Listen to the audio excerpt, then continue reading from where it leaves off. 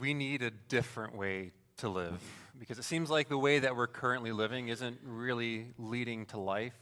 It isn't really leading to life more abundant and the life that Jesus desires for us to live. And so we need a different way.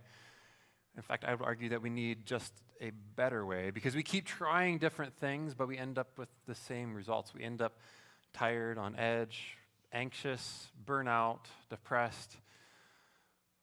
Just one more thing could push us over the brink. And that isn't really, I think, how we're supposed to live. We're continuing our series today called Rhythms that we started last week. And we're in this season because we're in this series because it's just kind of a natural time to begin a new series about life rhythms.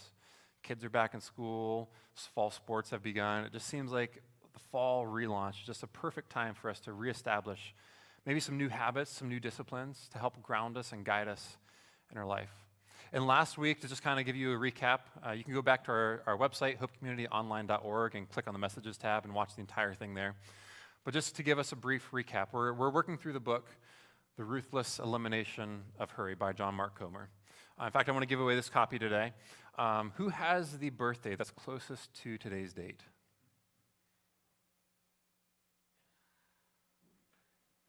When's your birthday? Oh, perfect. Mike, you get a book. You get a book, and you get a book. Enjoy, Mike. Happy birthday. All right, that's coming very, very soon. So everybody wish Mike a happy birthday. So we're kind of working through that book. It's kind of framing where we're going in this series. And last week we looked at the question that John Mark Comer says in his book, that how we spend our time is how we spend our lives. It's who we become or don't become. And I would argue that maybe that question is a little bit haunting and terrifying. Because we step back and look at how we're spending our time, we're left wondering, is that really how I want to spend the rest of my life? Is it helping me to become the best possible version of myself? Or when I look at how I'm spending my time and who I'm becoming, do I not like what I see? Maybe I should do something different to become the best possible version of the me that I want to be. In fact, that idea of becoming the me that I want to be is what kind of launched us into this series. Dallas Willard, who is a philosopher and also did some theology work, was famous for responding to that very question in this way. He said, "We must ruthlessly eliminate hurry from our life, because hurry is the great enemy of the spiritual life in our day. So we must ruthlessly eliminate hurry from our life." And as people who are trying to pattern our lives after the way of Jesus, when we look at the life of Jesus, we don't see Jesus ever in a hurry. We see him taking his time, very slow, very methodical about what he's doing.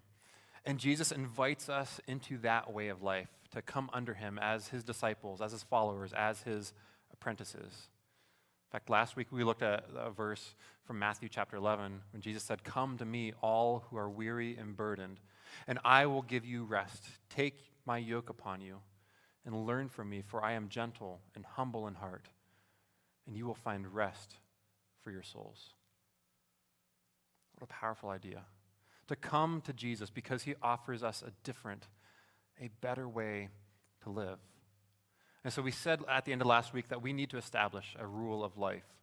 And a rule of life is just simply an intentionally set of daily practices and relational rhythms that help to guide or ground us or root us in the way of Jesus.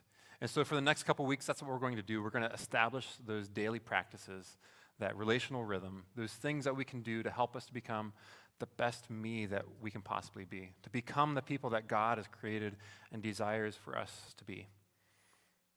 All right, so that's introduction. Now, how many of you remember what it was like to actually be bored? Anybody? A few people? Okay. When was the last time that you were actually bored, though? I mean, I think about it, I really can't think of a time recently that I was actually bored. I think part of it is just stage of life and having 2 jobs and a family and a very pregnant wife who doing things around the house is just extra because we're about to have a baby any day now. And so there's that, weighing on her and just trying to help out in those ways. But I really can't think of a time when I was actually bored. Now, if I go back in time, I can remember as a kid being bored. I grew up on a farm. We had lots to do, lots of chores, but there's also plenty of time to play, to be bored. In fact, on a rare occasion, I can remember going inside and telling my mom, I'm bored. More it was, Mommy, I'm bored. Yes, I called my mom Mommy. Not anymore, I call her Mom. But she would always tell me, and usually my sister that was with me, just go outside, go play, go find something to do. Because when we're bored, we have to be creative and come up with ways to occupy our time. And so we did. We would play in the dirt under our tree with our little matchbox cars. We'd make little roads. We'd play in the sandbox. We had a creek, yes, I say creek, not creek, that ran through our farm. And we would go down there and play, catch crayfish, fish. I was notorious for always walking in water that was over my boots because I always thought that I could do it. That, there's a rock. I can step on that rock, and that'll keep my boots above the water, but that rock would always move. But I tried every time. And maybe you had a similar childhood. Maybe you played outside a lot, or you found other things to do when you were bored. Now flash forward to today. When was the last time you were bored? When you did anything like that? When you found creative ways to occupy your time? In fact, I think most of us, when we're bored, we pull this out of our pocket. And we use this as our distraction or as our pacifier, our digital pacifier, to keep us from experiencing boredom anymore. In fact, in 2007, our world changed because, that was the year that Pastor Phil and I and Christy, his wife, graduated high school. But that's not why the world changed. The world changed in 2007 because that's the year that Steve Jobs introduced the iPhone. And because of the iPhone and other smartphones now since then, we've been able to have instant access to information. We've been able to communicate instantly and sometimes ineffectively with other people. We have constant access to news, to social media, to all the entire world at our fingertips. Along with that, we've also lost our ability to be bored because we have constant access to those distractions. And as a result, we're feeling so disconnected from ourselves and also disconnected from others and from God. I mean, when was the last time that you actually had an original thought? A thought that came from you, that didn't come from somebody else. It wasn't just something that somebody else said that you were repeating, but it came from you. Have you ever wondered why it is today that everybody seems to be saying the same thing? That nobody has any original thoughts anymore? I think it's because we are so distracted. We don't take the time to do deep thinking, to reflect on issues, to reflect on who we're becoming, to reflect on our lives. And going back to that question, how we spend our time is how we spend our lives. It's who we become or don't become. Are the distractions in our life helping us to become the best possible version of ourselves? Maybe for you it is, but I know whenever I look at my own life, I'm not so sure. When I think about how distracted I am, I don't necessarily like what I see. And so maybe it's time for us to do something different. Because when we're bored, we find ways to creatively spend our time. When we're bored, we find time to pray for ourselves and for other people. We find time to connect with God. And if you haven't picked up on this idea that boredom is so important for us as human beings, you can just do a quick little research project on why boredom is important to the human species and come up with an incredible amount of information. But boredom gives us time to think, time to play, time to be creative, and time to be alone with ourselves. And maybe that last part, being alone with ourselves, is the scariest part. John Mark Comer, in reflecting on the new epidemic of boredom in our society, or lack of boredom, says this in his book. He says this new normal of hurried digital distraction is robbing us of the ability to be present. Present to God, present to other people, present to all that is good, beautiful, and true in our world, and even present with our own souls. All that noise, all that distraction is preventing us from connecting with ourselves, connecting with God, and making us deaf to the voice of God. And we wonder why it is that we feel so distant from God. Well, we can't be present with God when we're distracted by the pacifier that we have in our pocket. Because when we're bored, what we do, we automatically reach for this. We check the scores, check the news, see what's happening on social media. And so as we begin to develop this rule of life, that set of daily practices that's going to ground us and root us in the way of Jesus, there's something that we can do to develop, to fight against this, a countercultural practice, to push against the hurry, to push back against the distractions, a practice that will lead to life and not to death. I'm going to tell you up front what that practice is. It's the practice of silence and solitude.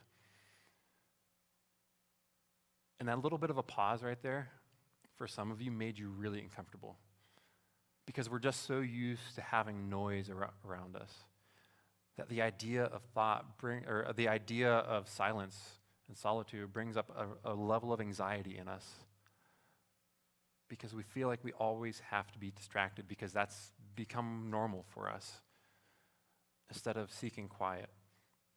Jesus often went to a quiet place. It was part of his regular rhythm of life. He would go there before going to do ministry or after doing a lot of ministry. When Jesus had a lot of things to do, he would go there first. But we're the opposite. When our to-do list grows, we stay up later, we work longer days, we get up earlier, we work harder, we hustle. And the first thing to go is usually that time of quiet. If you have a regular quiet time, that's usually the first thing to go. But Jesus went there first. And I think we can learn from that. And you might think, well, how can Jesus know what it's like to live in a modern world with so many distractions? And I would say he never experienced that. But I think the way of Jesus, the way he patterned his life, of in spite of having lots of things to do, because, after all, he was the Savior of the world, he went to silence and solitude first, in the middle of busy seasons of his life. And if we're going to bring our lives under Jesus, to take on his easy yoke, to apprentice under him, I think this is something that we need to learn to develop. If you open up the gospel accounts, that is the eyewitness accounts of the life of Jesus, you see Jesus always going to a solitary place. One of the most famous is in Matthew chapter 3, where Jesus goes off into the wilderness, into the desert, for 40 days to pray and fast. And then at the end of those 40 days, he's tempted by the devil. It's only after seeking silence and solitude first that he has strength to then withstand the attacks of Satan. You see, Jesus was strengthened by silence and solitude. It wasn't a time of weakness. For some of us, when we think of the idea of silence and solitude, we think, I don't want to do that. That just seems weird and awkward. And how can that have any benefit? But for Jesus, and I think for us, going there first is an act of strength. Because in meeting Jesus in the wilderness, in the quiet place, he refreshes our souls. As we read in Psalm chapter 23 earlier, that he refreshes our souls. He leads us by still waters. He leads us in paths of righteousness because he is the good shepherd. And we're going to come back to that idea in a little bit. We also see in Mark chapter 6, Jesus going off to a solitary place. And if you brought a Bible, that's where we're going to be at today. And so just to kind of tell you what's happening in Mark chapter 6, Jesus sends out his disciples to go out and do the work of ministry. So they go off, they heal people, they make blind people see, lame people walk, they cast out demons, they teach people in the way of Jesus. And then they come back because they were able to accomplish all this incredible stuff. And they report to Jesus what has happened. But sandwiched in between there, Mark decides that he needs to tell us a story about John the Baptist, the cousin of Jesus, who was sent to prepare the way for Jesus. John had a tendency to speak out against the king, King Herod, and King Herod didn't like the things that John said. And so he ended up having John arrested, and later on he killed him. And here you have this man that was the most powerful person in that region, who thought that he had all authority, that he could kill God's prophets and God's people.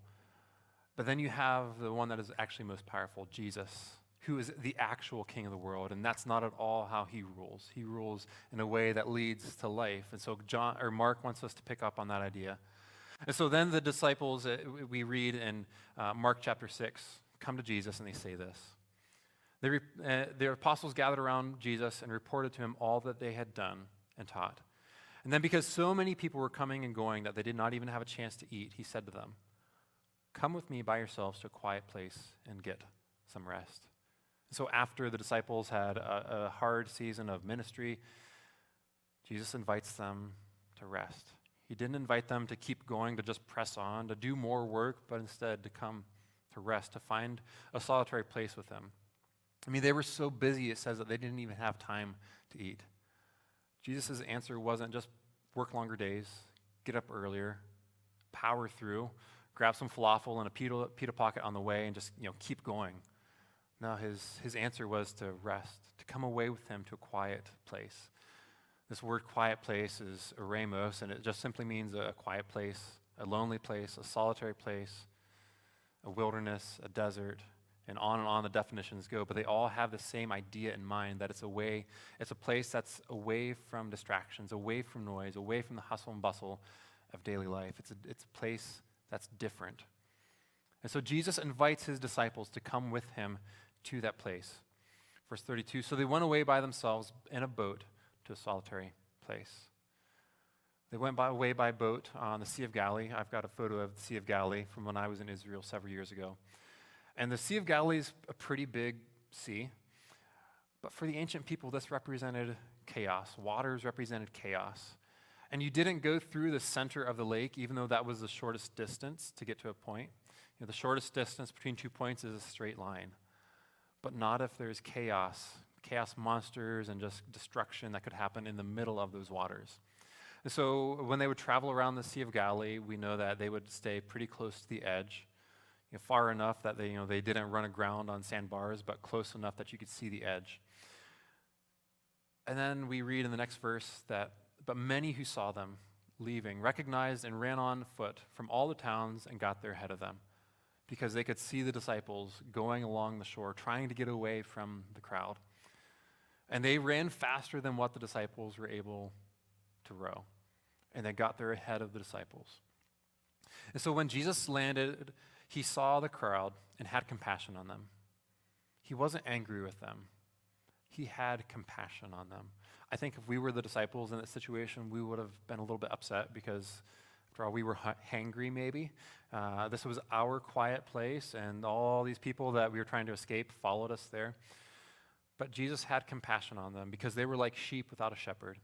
So he began to teach them many things. This language of Jesus being the shepherd, of the people being a sheep without a shepherd. And then Mark tells us that Jesus is that shepherd. He doesn't tell us directly, but he implies that Jesus is the shepherd. And he's referring us back to Psalm chapter 23. The Lord is my shepherd. I shall not be in want, or I shall not have a need. The people didn't know it, but Jesus was about to meet their needs. He was about to provide for them in the wilderness, because they were like sheep without a shepherd. And Jesus was the good shepherd. Later on in the passage, Mark makes sure that he includes this detail for us, that Jesus made them sit down in green grass. Psalm 23 says that Jesus makes them lie down in green pastures. He leads them in paths of righteousness. And Jesus did that because he made them sit down and began to teach them many things. He taught them in a way that led to life.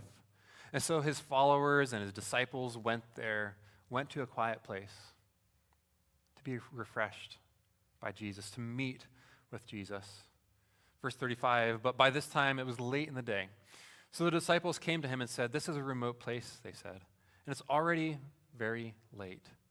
Send the people away so they can go to the surrounding countryside and villages and buy themselves something to eat. Again, the disciples, they're still hungry. And all these needy people just keep following him. They can't escape the crowd. They've invaded their quiet place, or what was supposed to have been their quiet place. So they want to send them away. And Jesus' answer wasn't to send them away. The story continues, and we read about how Jesus fed the 5,000. Maybe some of you are familiar with this. But Jesus tells the disciples, well, you go get these people something to eat. Go in the towns and buy food for these people. The disciples are like, how are we going to get any money to buy enough food for these people? They're over 5,000 people. And then one of the disciples, with enough faith in Jesus, brings Jesus this little boy that has some loaves of bread and some fish. And the story goes that Jesus blesses the loaves and the fish. and then begins to distribute them to the crowds. And everybody had their fill. And they gathered up 12 basketfuls of leftover bread and fish. These people were in need, and they met Jesus in the wilderness. They went to a quiet place, and Jesus fed them. He showed up for them. And immediately after doing this, in verse 45, Jesus made his disciples get into the boat and go on ahead of him to Bethsaida while he dismissed the crowd. So Jesus stayed behind and sent the disciples on ahead of him. And after leaving them, he went up on a mountainside to pray. It was a mountainside perhaps like this, overlooking the Sea of Galilee. This is Mount Arbel. It's a quiet, lonely, desolate place, a place where you could escape crowds of people. And this is where Jesus went after, again, doing another miracle, after doing ministry. Jesus needed to himself be refreshed by God.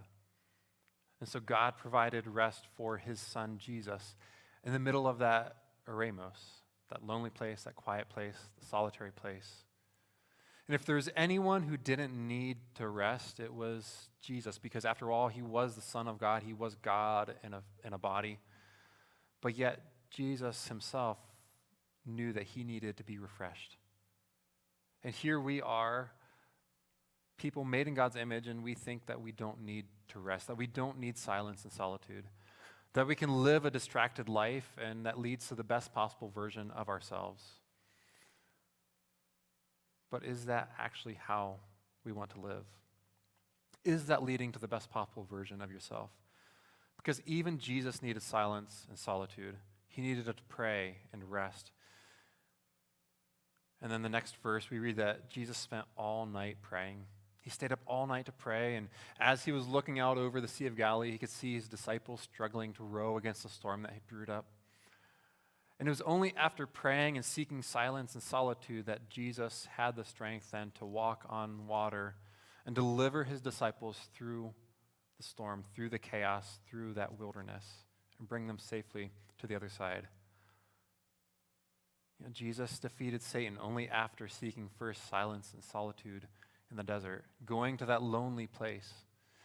And we can only be truly human, the human beings that God has created us to be, by first seeking silence and solitude instead of seeking that last, or making that the first thing to go from our schedules.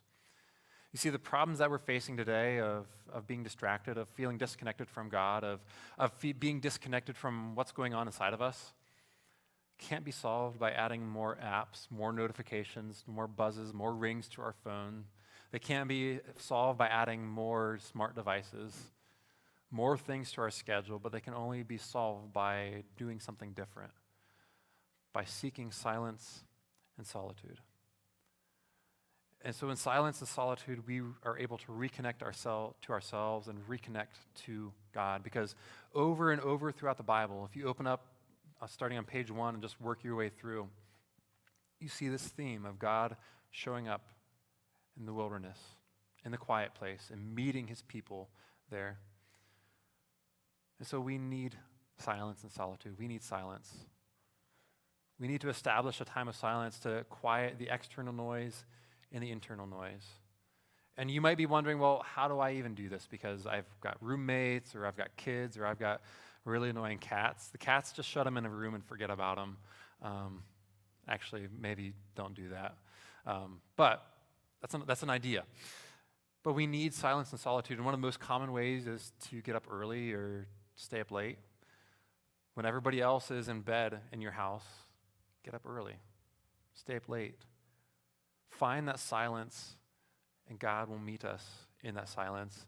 In fact, St. Augustine had a tendency to say that entering silence is entering into joy.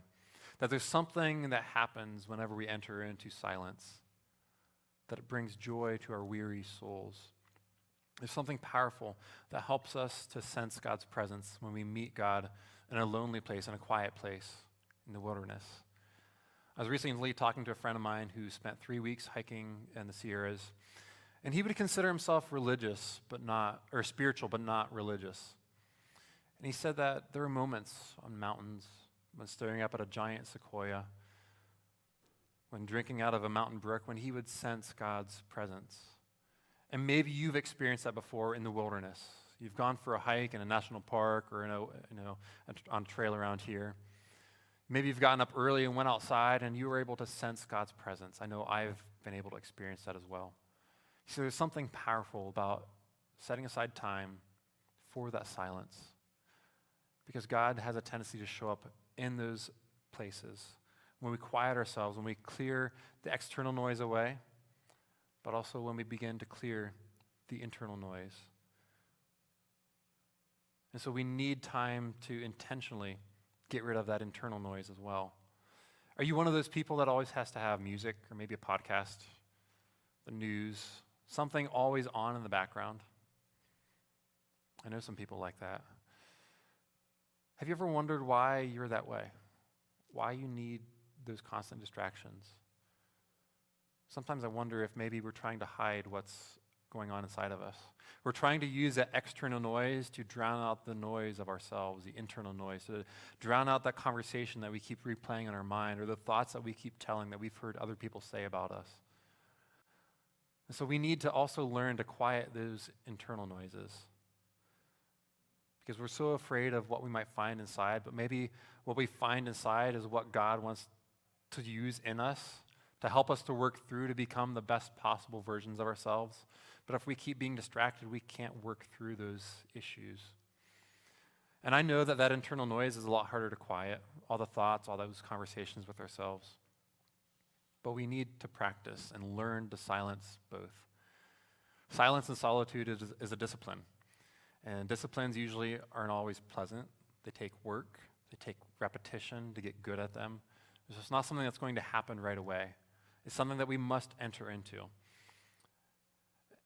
Because when in silence and solitude, we're able to use prayer to focus our attention on God through shared presence. By being present, fully present with God, not distracted, but all of ourselves and all of God's self, showing up there in our silence. Because we can't be present with ourselves if we're distracted by God. And you might be thinking, well, that sounds a lot like mindfulness.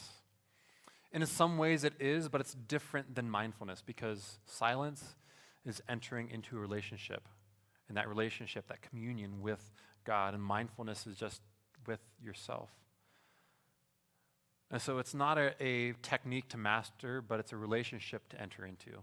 And that idea of entering into a relationship with God in our silence can be something that's powerful and something that can set us free. And if you've ever been distracted while you're praying, you're not alone. It just means that you're human. And we can use those distractions to help guide our prayers. That thought that keeps coming through our mind, focus in on that. Pray about that thing. Start praying about the next thing that comes to mind until you've been able to clear your mind. Rich Velodus, in his book, The Deeply Formed Life, says that each distraction is an opportunity to enter into a relationship with God, to return to God, because if silence is communion, a relationship with God, then every distraction, every time we bring ourselves back, we're re-entering that relationship.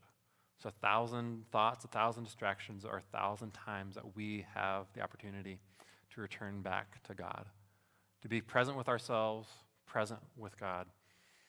John Calvin was famous for saying that there is no knowledge of God without knowledge of self. We can't know who God is without first understanding who we are, our faults, our strengths, the things that we're tempted by, and who we are in light of who God is, without first seeking that inner life. And so that's solitude, or silence. The next practice is solitude. John Mark Comer defines solitude as this: that solitude is engagement, that it's not the same as isolation, because isolation is escape. Solitude is safety, isolation is danger. Solitude is when you set aside time to feed and water and nourish your soul, to let it grow in health and maturity. And isolation is what you crave when you neglect the former. Solitude is so much different from isolation, because in solitude, we connect with God, we connect with ourselves. We're not isolated, because in isolation, we connect ourselves off from everyone else, including God. And isolation is what we crave when we neglect that former thing, when we neglect solitude. when we neglect setting aside times to feed and water and nourish our souls. When we fail to do that, he says that we desire isolation. And I think that's what a lot of us desire. We desire just to be alone with us and not even with our own thoughts because we're distracted. We desire to be cut off from God and sometimes cut off from other people because we have failed to do the deep work and to feed and water and nourish our soul. And so maybe we feel disconnected from God because we've been distracted. We've been distracted by these things, and we've failed to feed and water and nourish our souls. As a pastor, I hear that. I hear people say, I just feel so disconnected from God. And it's not that God is absent from us, but that we have been distracted. Sometimes we have left God's presence. And we need to develop a habit, a daily rhythm of returning to silence and solitude, to be refreshed by God, because God is the good shepherd who makes his sheep lie down in green pastures. He restores their souls. He leads them in paths of righteousness and by cool waters. And so maybe you find yourself disconnected from God, and I would say that's okay. We have all been there. It's just part of the natural cycle of following Jesus. But it doesn't stop there. We need to begin to develop those habits that are going to restore us, return us to God's presence. So my challenge is to try clearing out those distractions and see what happens. As we talk about this idea of silence and solitude, Henry Nouwen, who was a teacher at Harvard and Yale and later on left that life to care for the mentally handicapped in La Arch community, he says this, that without solitude, it is virtually impossible to live a spiritual life. Without solitude, it's virtually impossible to live the life that God desires for us to live. Because we do not take the spiritual life seriously if we do not set aside time to be with God and to listen to him. Because solitude allows us to be free from other people, free from their approval or their disapproval, free from their negativity. It gives us freedom to be truly ourselves in the presence of God, because God already says, I love you, I approve of you, you are my child. And so we're free to enter into that. And we need to develop this habit to set aside time to become spiritually healthy, to become mentally healthy, to do the deep work of understanding why we think the way we think and where those thoughts originate. Another great book that I highly recommend would be The Deeply Formed Life by Rich Velodus. He guides us through some practices that can help us to be grounded in that way. And so my challenge for us today is to begin to schedule this as a daily rhythm, to put it on your calendar, to either get up early or stay up late, because in those moments of silence and solitude, just like Jesus met with God, his Father, we can meet God in those moments. Pay attention to those times when you're restless, when you can't sleep. Instead of rolling over and grabbing your phone, maybe instead just lie there and use that time to pray. To chase down those thoughts and pray about those things that you're thinking about. Go for a walk, go for a run this week, go for a hike, get alone somewhere in nature. It might be as simple as just getting up early and going out on your back patio or your back deck. Just find time to intentionally be silent. Another thing that you can do is to start the Bible plan, the Ruthless Elimination of Hurry on the Bible app. And the QR code is up here. If you want to pull out your phone right now and scan that code, you could start that Bible plan today. But I'd encourage everyone, if you're watching online, to look for the Ruthless Elimination of Hurry Bible plan and set aside time early in the morning or late in the day to work through that content, to work through it as a daily habit and see what happens from there. Because we can only be human, the human beings that God desires for us to be, by first seeking silence and solitude.